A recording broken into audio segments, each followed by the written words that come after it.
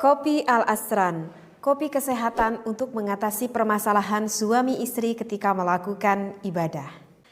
Bismillahirrahmanirrahim. Assalamualaikum warahmatullahi wabarakatuh. Para jamaah Al-Asran rahimahullah.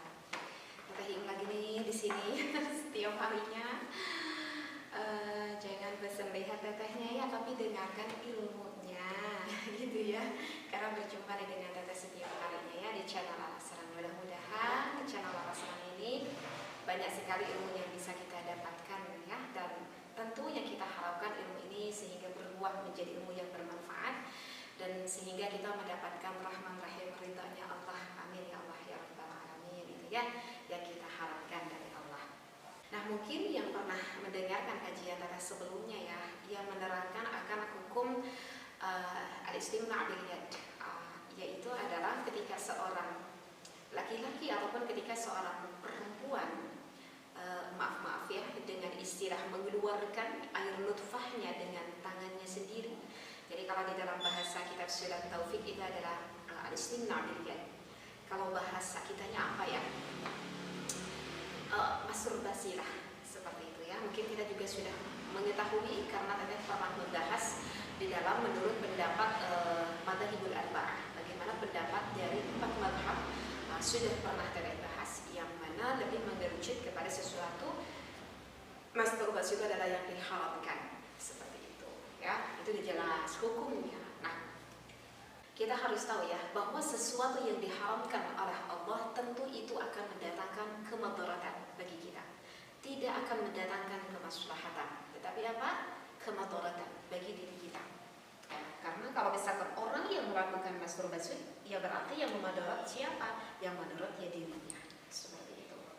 Bahkan kalau diteliti dari segi medis, kalau misalkan contoh laki-laki gitu ya, karena ini sepertinya mendengarkan banyak kasus itu laki-laki, loh maaf ya, meskipun perempuan juga ada, tetapi ini kebanyakan kasus itu adalah laki-laki.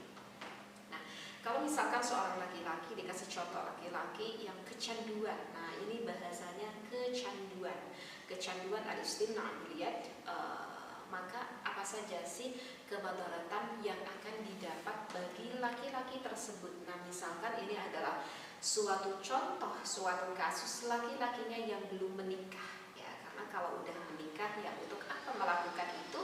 Ya kalau ada istrinya kan. Tetapi kan terkadang kita juga mendapati ada seorang suami misalkan, maaf banget gitu ya, misalkan yang dengan kasus jauh dari istrinya ataupun mendapati istrinya yang sakit dan lain-lainnya ya, seperti itu.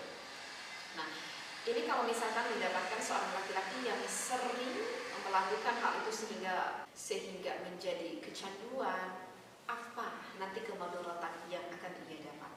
Yang pertama, itu dikhawatirkan sekali orang yang ini kecanduan setelah nanti dia menikah ya, setelah nanti dia menikah dikhawatirkan sekali akan berubah menjadi kakek Edi. Tahu gak itu kakek Edi apa ya? Cepat keluar lah, itu berubah menjadi kakek Edi gitu ya. Biasanya baru 3 menit, baru 5 menit udah duar, gunungnya meletus. Sedangkan kalau wanita itu sulit sekali untuk inzal. Biasanya wanita itu bisa inzal biasanya rata-rata itu di atas 15 menit ya, baru bisa inzal. Terkadang 20 menit wanita baru bisa inzal atau orgasme. Sedangkan laki-laki yang sering kecanduan ini baru 3 menit, 5 menit sudah keluar. Maka apa yang akan terjadi coba? Kira-kira istrinya akan senang tidak kalau suaminya itu cepat keluar? Kemungkinan besar tidak akan merasa senang. Kenapa? Karena sang istrinya pun belum mendapatkan kepuasan dari sang suaminya. Dan kalau misalkan terus-terus ketika melakukan ibadah kasusnya seperti ini, khawatirnya nanti di dalam rumah tangganya mengganggu akan keharmonisan. Apakah itu bukan suatu kemaslahatan? Apakah itu bukan suatu kemadaratan? Tentu itu adalah madarat. Seperti itu ya. Kenapa teh orang yang kecanduan ini kok bisa cepat keluar? Itu dikarenakan kebiasaan habit orang ini dulunya ketika dia sering melakukan al-istimna' bil-yad, sifatnya orang yang melakukan istimna' bil-yad itu adalah terburu-buru, karena sebetulnya tidak menikmati secara sempurna seperti dia melakukan dengan istrinya. Jadi sifatnya orang yang al-istimna' bil-yad sekali lagi apa itu? Terburu-buru, ingin cepat-cepat keluar, ingin cepat-cepat selesai. Sehingga di dalam kebiasaan itu sehingga merubah sistem saraf di dalam tubuhnya itu, ritmenya itu seperti itu. Nah, dikarenakan sudah menjadikan suatu habit bagi orang tersebut, akhirnya ketika berumah tangga dengan istrinya, dia tuh nggak bisa santai, ya. Dia inginnya cepat-cepat karena sebelumnya dia sudah terbiasa melakukan itu, yang merubah akan sistem saraf di dalam tubuhnya ingin cepat-cepat. Nah, makanya cepat keluar. Ya, nah itu bahaya yang pertama. Apa? Takut berubah menjadi kakek. Yang kedua, laki-laki yang sering melakukan kecanduan ini itu nanti ketika menikah biasanya gairahnya itu tidak stabil. Seringnya gairahnya itu menurun meskipun dengan istrinya. Kenapa seperti itu? Karena ia itu sudah mempunyai kebiasaan sendiri, sudah mempunyai kesenangannya sendiri. Jadi seolah-olah tanpa aku melakukan dengan istri aku pun, aku sudah bisa memuaskan dengan diriku sendiri. Sehingga tanpa disadari itu akan membuat gairah sang laki-laki tersebut merendah, menurun meskipun kepada istrinya, karena udah agak sedikit merusak kepada jiwanya. Seperti itu ya, aduh kasihan banget ya istrinya ya. Nah, sekarang untuk mudarat yang ketiga, ketika ini berubah menjadi seorang suami karena udah mendapati istri, ketika melakukan ibadahnya pun itu biasanya tidak senikmat orang yang tidak biasa melakukan hal ini. Jadi intinya orang ini itu sulit untuk apa? Sulit untuk menikmati ketika melakukan ibadah dengan istrinya. Dikarenakan laki-laki ini ketika remajanya dulu udah kecanduan melakukan dengan dirinya sendiri, sehingga yang membuat tekanan pada daerah mister laki-lakinya itu mengalami tekanan tertentu, ya, yaitu misalkan menggunakan tangannya sendiri. Nah, sehingga ketika memasukkan hasyafah ke dalam farji sang istrinya, itu tekanannya berbeda dari tekanan tangan, gitu, ya, dari tekanan tangan itu berbeda dengan tekanan yang ada di area ataupun tempat milik istrinya, seperti itu. Sehingga dikarenakan udah terbiasa dulunya menggunakan tekanan tangan, sedangkan tekanan area milik istrinya itu berbeda, sehingga dia itu merasa lebih menikmati menggunakan dengan dirinya sendiri, sehingga itu juga akan menurunkan akan kenikmatan ketika melakukan ibadah dengan istrinya. Bahkan kalau orang yang udah kecanduan, remaja-remaja yang udah kecanduan melakukan hal ini bisa merusak akan jiwanya, ya, ini bisa merusak akan mentalnya. Sehingga kalau orang yang sering melakukan ini itu biasanya tidak percaya diri, ya, tidak percaya diri. Kenapa? Karena menghantui rasa bersalah yang ada di dalam dirinya. Kebanyakan sebetulnya orang udah tahu itu hukumnya di dalam agama itu tidak baik, diharamkan. Karena dia udah tahu diharamkan, ya sesuatu yang kita lakukan haram itu akan menghantui dirinya. Na'udzubillah min dzalik. Seperti laki-laki na'udzubillah yang sering melakukan zina, nikmatnya itu hanya sesaat, nikmat nafsu hanya sesaat, tetapi sesudah itu rasanya itu tidak akan nyaman. Apanya? Perasaannya, karena menghantui terus rasa bersalah kepada dirinya.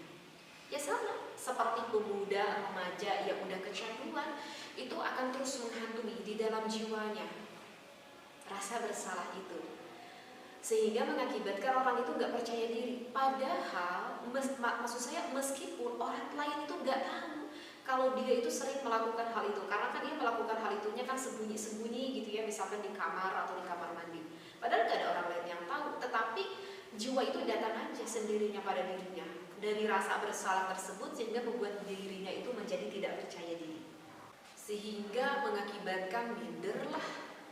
Yang lebih parahnya, kalau udah nggak percaya diri, yang udah menjadi minder, merusak kepada jiwanya, akhirnya apa? Akhirnya orang ini malas sekali bersosialisasi dengan orang-orang, pengennya menyendiri aja. Bahkan tadi itu pernah baca di dalam kitab Isatul Rafiq, kalau misalkan orang yang udah kecanduan melakukan al-istimna bil yad ini, itu tubuhnya itu cenderung sangat kurus, dan kurusnya itu kering, kurus kering. Nah, itu adalah bisa termasuk salah satu tanda orang yang sering melakukan hal ini. Nah, dan lebih parahnya lagi, khawatirnya ini remaja yang sering melakukan ini, ketika nanti menikah itu dikhawatirkan gagal ereksi gitu ya. Kalau bahasanya impoten lah, seperti itu ya. Kalau misalkan udah gagal ereksi, impoten, itu kan khawatirkannya itu nanti sulit untuk mendapatkan turunan gitu ya, karena melakukan ibadahnya ya gak lancar seperti itu. Jadi bisa mengakibatkan, apalagi ya, bisa mengakibatkan itu kan cepat keluar, kemudian air nutfahnya cenderung encer seperti itu ya, dan itu kualitas sperma itu kan menjadi menurun, sehingga dikhawatirkan itu nanti sulit untuk mendapatkan momongan, sulit untuk mendapatkan anak. Kenapa bisa gagal ereksi? Itu dikarenakan karena remaja ini itu dulunya yang sering menciptakan rangsangannya itu dengan dirinya sendiri. Jadi kan kalau misalkan orang yang melakukan al-istimna bil yad itu, dia itu mengeluarkan air nutfahnya, kan ada daya khayali dulu, ya kan? Gak ujuk-ujuk langsung keluar. Dia ada waham dulu, dia khayali dulu. Misalkan dibantu dengan melihat suatu tontonan, maaf misalkan tontonan yang tidak pantas dilihat, melihat aurat seutuhnya, melihat video seutuhnya, sehingga meningkatkan rangsangan gairahnya. Kemudian ini otaknya dipakai khayali, sehingga mengeluarkanlah air nutfahnya. Itu semua dikarenakan dia itu tidak biasa mendapatkan rangsangan dari fisik seperti itu kan ya, karena dia bisa mengeluarkan air nutfahnya itu bukan dikarenakan ada rangsangan dari fisik, tetapi bisa mengeluarkan air nutfahnya itu kan dari daya khayaliyah ya, atau berpikir gitu ya, membayangkan sesuatu yang tidak harus dibayangkan tanpa ada fisik, tidak ada sentuhan kulit.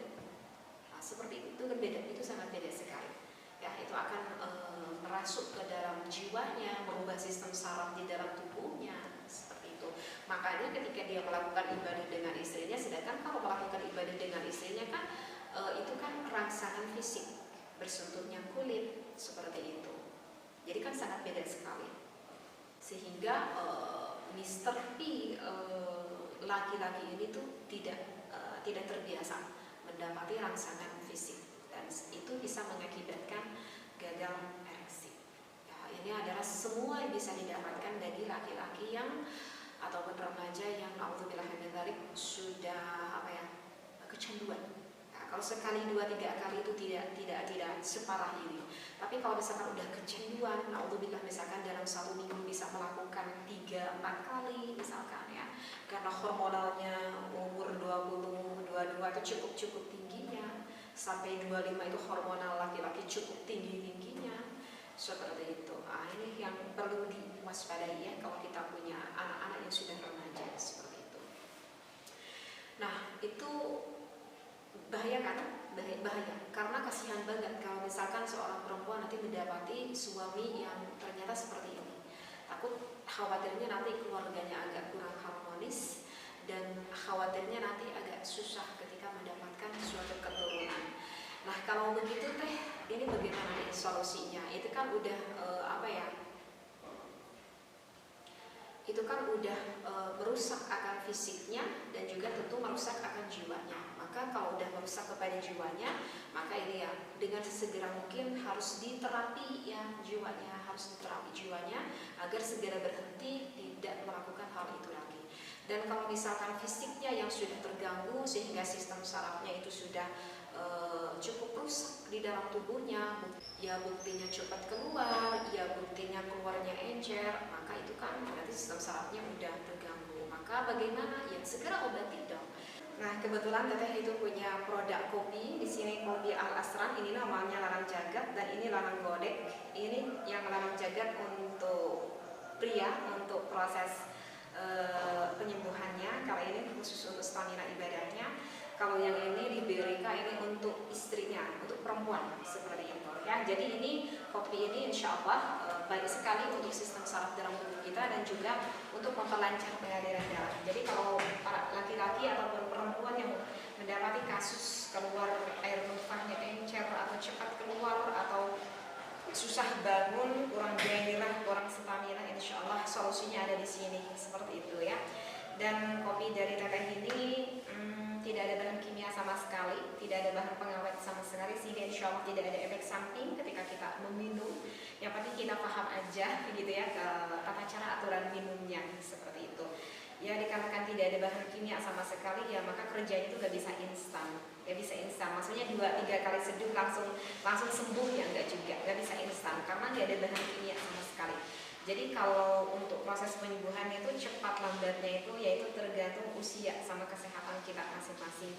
Kalau misalkan keadaan tubuhnya itu benar-benar sehat, sistem saraf pengaliran darahnya benar-benar baik, maka ya 2-3 kali nyeduh aja biasanya tuh langsung merasakan khasiat manfaat ini kopi. Tapi banyak juga yang berkomentar gitu ya, 6 kali nyeduh baru terasa, 10 kali nyeduh baru terasa, seperti yang diabetes 3-4 toples baru terasa. Jadi orang-orang yang berkomentar itu beda-beda. Yang penting sejauh mana kesabaran kita proses ketika kita meminum ini kopi Al Asran, maka insya Allah nanti akan ada berkahnya dari ini kopi Al Asran. Ya, bagi yang mau ini produknya, maka silakan. Alhamdulillah ini produk Teteh sendiri dari Al Asran. Kalian bisa mendapatkan di toko Shopee, Lazada ataupun di Tokopedia seperti itu. Kalau misalkan pengen langsung konsul sama Teteh gitu ya, pengen ngobrol-ngobrol dulu, maka bisa ditanyakan nanti di DM aja lewat TikTok, tapi tidak lewat YouTube ya, lewat TikTok. Ya, kalian nanti bisa masuk aja langsung ke TikTok Al Asran, nanti nge-DM aja, Teh gimana nih kalau permasalahan seperti ini gitu insya Allah.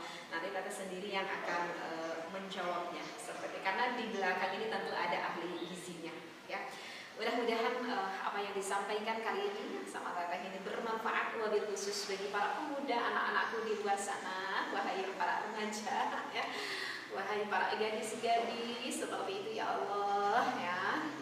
Jadilah kalian para remaja yang produktif yang memberikan kebaikan dunia dan juga akhirat kita ya. Jangan sering nonton yang aduh seperti itu ya. Wallahu a'lam. Wassalamualaikum warahmatullahi wabarakatuh.